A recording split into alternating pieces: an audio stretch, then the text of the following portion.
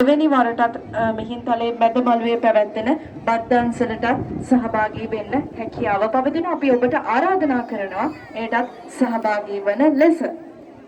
ඒ වගේම මේ නිවේදනය මහනුවර දොරගමුවේ සිට පැමිණි අනුලාවතී මෑණියන් සහ සදෙව් පුංචි පුතු ඔබට අනුලාවතී මෑණියන් සහ සදෙව් පුංචි පුතු හැකි ඉක්මනින් කටුසෑය පරිශ්‍රයට ළඟා වෙන විදිහට මතක් කර සිටිනවා.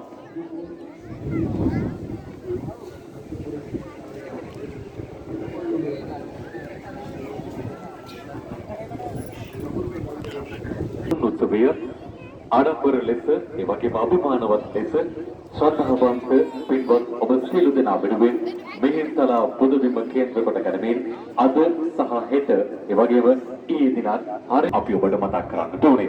ඒ වගේම තමයි තව සුළු මොහොතකින් ආලෝක පූජාව පොසොන් පොහෝ දින ආලෝක පූජාව අපි ආරම්භ කරන්නට සියලු කටයුතු සූදානම් කරවමාරයි.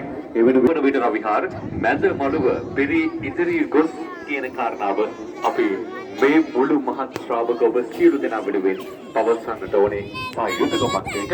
ඒ වගේම මොඩමළුවේදී මේ වන විට ධාතු වන්දනාව සිදු කර ගැනීමට ඔබට අවස්ථාව තියෙනවා. ඉතින් අනාගතයේ වෙයි කොහොමද තලය තලාවන මේ මොහොතේ